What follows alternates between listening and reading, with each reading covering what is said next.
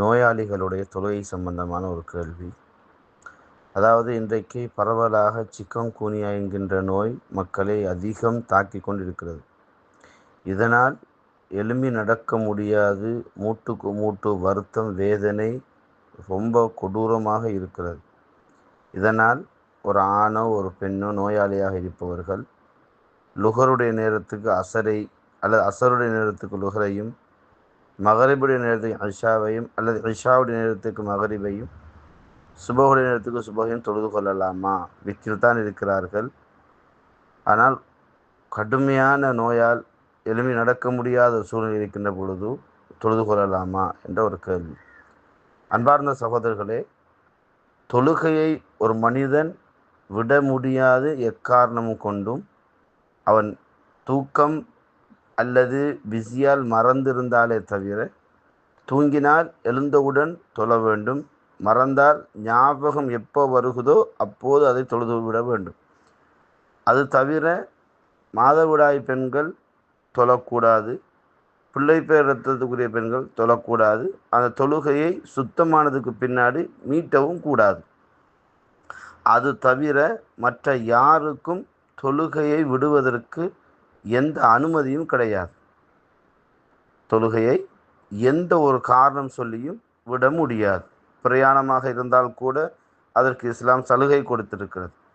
ஒருமுறை நபிகள் பெருமானார் ஸல்லல்லாஹு அலைஹி வஸல்லம் அவர்கள் மதீனாவில் 5 அல்லது 6க்கு மேற்பட்ட தடவைகள் எந்த காரணமும் இல்லாமல் லுகரையும் அசரையும் சேர்த்து தொழுதார்கள். அறிவிக்கக்கூடிய சஹாபியும் காரணம் சொல்லவில்லை. ஆனால் பொதுவாகவே ஜம்மு செய்வதற்கான காரணம் என்ன? மழை, கடும் குளிர், கடும் காற்று, பயங்கரம் போன்றவைகள் இருக்கும்போது ஊர்வாசிகள் என்ன செய்யலாம்? தொழுகையை சேர்த்து தொழலாம். ஆனால் சுருக்கக்கூடாது, சேர்த்து தொழலாம்.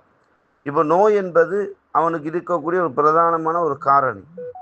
அந்த காரணத்தால் அவன் அவஸ்தைப்படுவானாக இருந்தால், அவனால் முடியாத ஒரு நிலை வருமாக இருந்தால், அல்லது அடிக்கடி அசுத்தத்துக்குரிய இடமாக இருக்குமாக இருந்தால், அல்லது அடிக்கடி அசுத்தமாகக்கூடிய நிலை அவனுக்கு இருக்குமாக இருந்தால், அவன் சுத்தமாகிற அந்த நேரத்தில் என்ன செய்யலாம்? லுகரையும் அசரையும் மகரிபை இஷாவையும் முற்படுத்தவோ பிற்படுத்தவோ அவர் மீது குற்றம் கிடையாது. அப்போ ரசூல் ஸல்லல்லாஹு அலைஹி வஸல்லம் அவர்கள் மதீனாவில் 5 அல்லது 6க்கு மேற்பட்ட தடவைகள் காரணமின்றி ஜம்மு செய்து காட்டுகிறார்கள்.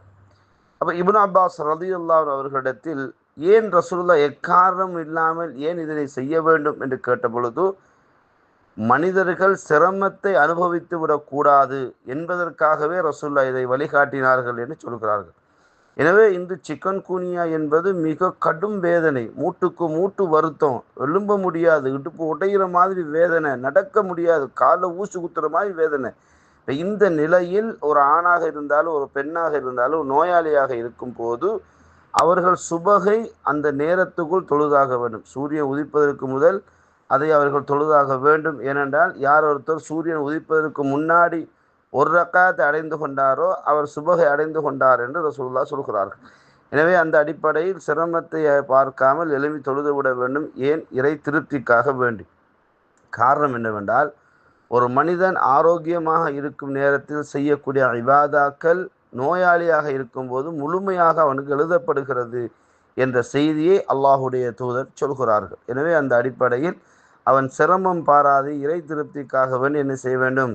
அது தொழுகின்ற பொழுது அல்லாஹு தஆலா அவன் மீது அதிக கருணை காட்டுகிறான். காரணம் என்னவென்றால், சிரமத்துக்கு மேல் சிரமத்தை பட்டு இறை திருப்திக்காக அலைகிறான் என்றால் அவன் மீது அல்லாஹ் கருணை காட்டக்கூடியவனாக இருப்பான் என்ற அடிப்படையை நாங்கள் புரிந்து கொள்ள வேண்டும். எனவே காரணம் இல்லாமல் ரசூலுல்லாஹ் தொழுவித்து காட்டினார்கள் என்றால், நோய் என்பது பிரதானமான ஒரு காரணம். அதுவும் சிக்கன்குனியா என்பது சுப்ஹானல்லாஹ் அனுபவிக்கக்கூடிய மக்களது கேட்டு பார்த்தால் விளங்கும். மூட்டுக்கு மூட்டு உடைச்சி எறிகிற மாதிரியான வேதனை அப்படின்னு சொல்கிறாங்க.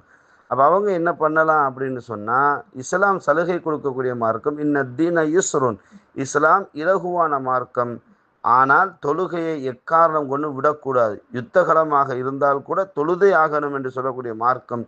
இன்ன ஸலாத்த கானத் அலல் முஃமினீன கிதாபம் மௌகூத்தா, குறிப்பிட்ட நேரத்தில் தொழுதாக வேண்டுமாக இருந்தால் அந்த தொழுகையை முற்படுத்தவும் பிற்படுத்தவும் அந்த காரணம் உள்ளவர்களுக்கு இஸ்லாம் காரணத்துக்காக வேண்டி சலுகை வழங்கியிருப்பதனால் என்ன செய்யலாம்? அவர்கள் நோயாளியாக இருப்பவர்கள் தனது நோயின் காரணமாக என்ன செய்யலாம்? லுஹரை, அசரை அல்ல மகரிப், இஷாவை ஜம்மு செய்து கொள்ளலாம் என்பதை நாம் அறிவோம். எனவே தொழுகை விவகாரத்தில் அதிக கவனம் செலுத்தக்கூடிய மக்களாக நாங்கள் இருக்க வேண்டும். பொடுபோக்கு இல்லாத மக்களாக இருக்க வேண்டும்.